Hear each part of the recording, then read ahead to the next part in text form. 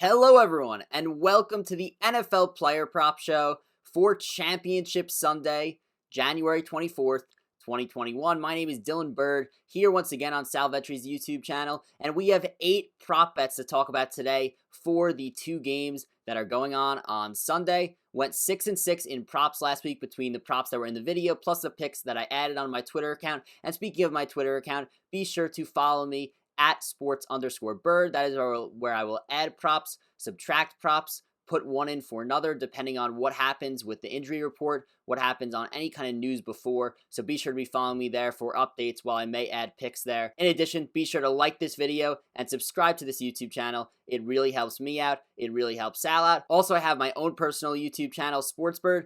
Be sure to subscribe to that. I do NBA prop betting on there pretty much a few days a week, and then the other days that I don't do the videos for NBA prop betting on YouTube, I do have it on my Patreon, so be sure to check out my Patreon as well. And of course, your reminder that this NFL Player Prop Show is sponsored by Monkey Knife Fight. You go onto Monkey Knife Fight, and they will match your deposit 100% up to $50 with the promo code VETRI, VETRI. If you love prop betting, Monkey Knife Fight, it is an amazing place to take advantage of this great deposit bonus. Now let's get started. Let's talk about the 8 props that we have for Sunday.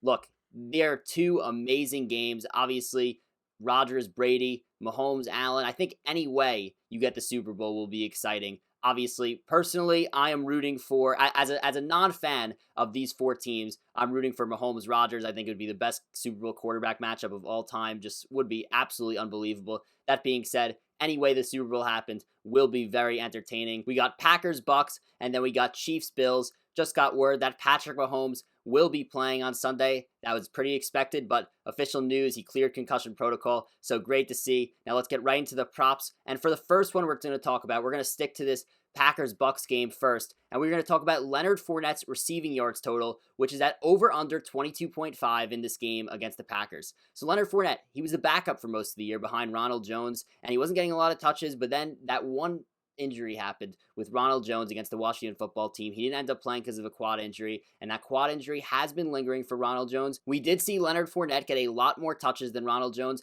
last week against the Saints. He had 22 total touches compared to Jones's 13. Now, Fournette has played a big role in the passing game in the playoffs as well. He had 5 receptions for 44 yards and a touchdown against the Saints in the divisional round last week. He had 4 catches for 39 yards against the Washington football team in the round before that, in the wild card round. Now, with Jones being questionable for this game, I do expect Jones to play, but I expect Jones to be limited again. I expect Fournette to be the guy, as they've been calling him Playoff Lenny, which is an absolutely hilarious name. Just, I don't know how that happened, but just amazing name. And I think the Bucks, they'll be down in this game. They'll have to pass, and they will go to Leonard Fournette once again in the passing game. They're going to have to throw, and as a result, I'm going with Leonard Fournette over 22.5 receiving yards in this game against the Green Bay Packers. That line is at minus 118 on DraftKings. The second player prop that we're going to talk about today, we're looking at Chris Godwin's receiving yards line, which is at over under 63.5 in this game. Now, Chris Godwin comes into this game with a 28% matchup advantage over Green Bay Packers corner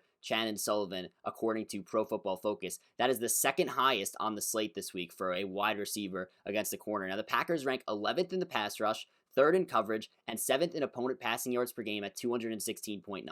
Yes, the Packers have a good pass defense, but so does every single team left. Godwin does get the easier part of that pass defense as he's lining up in the slot most of the time. He will not have to deal with Jair Alexander, unlike Mike Evans, who we're going to talk about in a little bit. So with Chris Godwin not having to deal with Alexander, with him being the go-to option with Antonio Brown out in this game, I think it is a hammer for Chris Godwin over 63.5 receiving yards in this game. The line is currently at minus 143 on DraftKings. But you're going to have to get to that fast because it's going up and up and up and up. Obviously, with the brown news that he is out, it's going to keep going up, and the odds are going to keep getting worse as it gets closer to game time. So get it in as soon as you could. Right now, it's already up to 67.5 on FanDuel. So be sure to be on the lookout and be sure to line shop for that one. Now, for the third player prop that we're going to talk about today, we are going to look at Mike Evans' receptions line, which is at 4.5 in this game. So I just mentioned Mike Evans when talking about Chris Godwin, and that Mike Evans is going to have a tough time with Jair Alexander. So let's talk about that. So I had Mike Evans over 4.5 receptions last week against Marshawn Lattimore. That was a brutal mistake by me.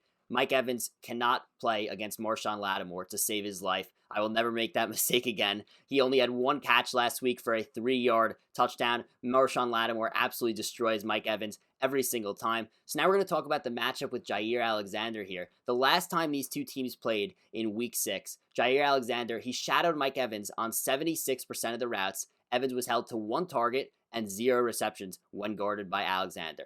Jair Alexander, he's one of the best corners in the league. He just does not let guys get a lot of receptions against him. I just spoke about week 6 when the Packers played the Bucs and how Mike Evans had 0 catches against Jair Alexander. Well, he was ultimately held to 2 catches for 10 yards, and that was in the percentage of the routes that he was not guarded by Jair Alexander, which was only 24% of the time. So I think that since Mike Evans got shut down by Jair Alexander last time they played, I feel like the Packers are going to do the same thing again. Mike Evans is going to be shadowed by Jair Alexander, and he is going to have not many chances to catch the ball. I think Chris Godwin is the guy who has a big game in this one, possibly Rob Gronkowski, possibly Scotty Miller. I think that Mike Evans gets shut down again when guarded by Jair Alexander and goes under 4.5 receptions in this game. This is the first under that I've taken in so long, but I am taking it here at plus 100 on DraftKings. Very good value, in my opinion. Now, moving to the 4th player prop, we're moving to the Green Bay Packers and talking about tight end Robert Tonyan's receptions line, which is at over-under 3.5 in this game. Now, Robert Tonyan has a 15% matchup advantage against Devin White of the Tampa Bay Buccaneers, their linebacker who had a phenomenal game against the New Orleans Saints. Tonyan was highly involved last week against the Rams. He had 4 receptions for 60 yards. Now the Bucs, they are not very good at guarding the tight end. They ranked 26th in the NFL in receptions allowed to the tight end during the regular season at 5.5. Tonyan is really the only tight end that catches passes for the Packers. Occasionally, you do get Mercedes Lewis who steals a reception or 2 from Robert Tonyan, but honestly, I have no idea how that guy's in the league. It feels like he's been in the league since I was born 22 years ago, but not too worried about that at all. Tonyan really is the only tight end in Green Bay. Now, Tonyan has only hit this over 3.5 receptions once in the last 4 games, and it was in that game against the Rams in the divisional round. He has hit it 8 out of 17 games this year, and he only had 3 receptions for 25 yards against Tampa the last time they played, but that was all the way back in week 6. I think that ultimately the Bucs defense is very sketchy against the tight end. I don't think they're very good. I do think it's very, very good value as well at plus 116 to go over 3.5 receptions, and that is why I like the over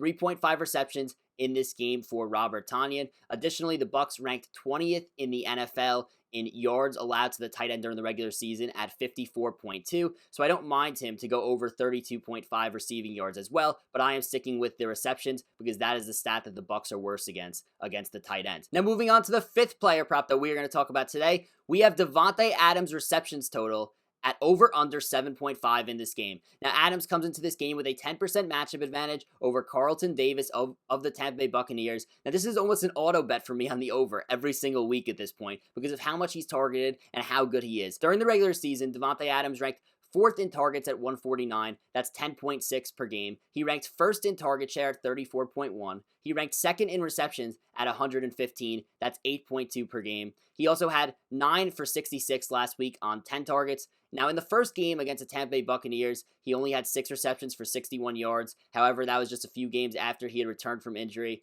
I'm not going to rule him at 100% there. He's been a lot better since then. I think he has a lot better of a game than he did the first time against the Buccaneers, and I think he goes over 7.5 receptions in this game. It's obviously the biggest game of the year for the Packers, and they're obviously going to use their biggest offensive weapon, not named Aaron Rodgers, and that is going to be Davante Adams. He goes over 7.5 receptions in this game. I think he has a huge day. The 6th player prop that we're going to talk about today, we're going to move to the Chiefs-Bills and talk about Stefon Diggs' receiving yards prop at over under 94.5 yards in this game against the Kansas City Chiefs. So Stefon Diggs, he comes into this game with a 9% matchup advantage over his opponent, Charvarius Ward of the Kansas City Chiefs, according to Pro Football Focus. Now, Stefon Diggs, he has been putting up Devonta Smith-like Heisman numbers this year. He's ranked 1st in targets during the regular season at 168. That is 10.5 per game. He ranked 3rd in target share during the regular season at 29.2%. He ranked 1st in receptions at 127. That's 7.9 per game. He ranked 1st in receiving yards at 1,535. He has gone over 100 receiving yards in 5 of his last 6 games, including 106 receiving yards last week against the Baltimore Ravens. That game was also very windy, and it was not easy to throw the ball. The fact that he went for 106 in that game should give you enough confidence here. Chiefs do have a solid pass defense. It ranks 13th in the NFL in opponent passing yards per game at 233.8, but no one has stopped Diggs in a long time, and I think that Stefon Diggs Just like I said with Davante Adams, you're going to rely on your best players in the conference championship game. The Bills have relied on Stefon Diggs all season. Josh Allen has relied on Stefon Diggs all season. Why wouldn't he go off like he has been? Like I said, he's literally going over 100 yards almost every game, and that is why I like Stefon Diggs to go over 94.5 receiving yards in this game. And now we are going to move to the 7th and 8th player props that we are going to talk about today. We are looking at Travis Kelce of the Kansas City Chiefs, his receiving yards prop, which is at over under 94.5, and him to score a touchdown at any time at minus 125 on DraftKings. So Travis Kelce, I'll say it, but it's a little bit premature. He is the best tight end of all time, and people aren't saying it now, but they will say it in 2 to 3 years. Now, Kelce comes into this game with a 49% matchup advantage over Matt Milano of the Buffalo Bills. That's according to Pro Football Focus. Kelce in the regular season, he ranked second in targets at 145. That's 9.7 per game. He ranked second in receptions at 105. That's 7 per game. He was first in receiving yards amongst tight ends at 1,416. That's averaging 94.4 per game. He was first in total touchdowns with 11 amongst tight ends. He also had 8 for 109 and a touchdown last week against the Cleveland Browns, and that was a low-scoring game where Chad Henne played pretty much the entire fourth quarter. You had Chad Henne in,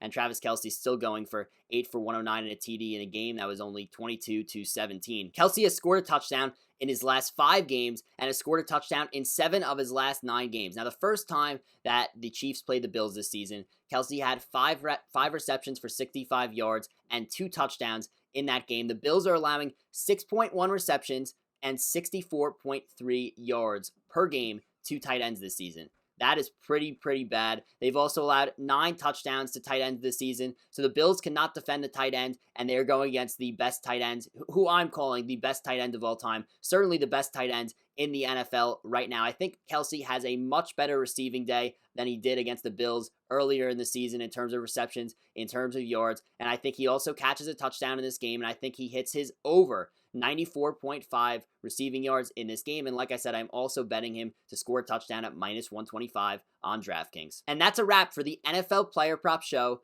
for Championship Sunday. Just remember to like this video and subscribe to this channel if you haven't already. Also, be sure to be following me on Twitter at sports_bird. That is where I'll add picks, subtract picks, sub one in for another. So be sure to be following me there at sports_bird. Also, be sure to subscribe to my channel, SportsBird. That is where I do NBA player props all throughout the week.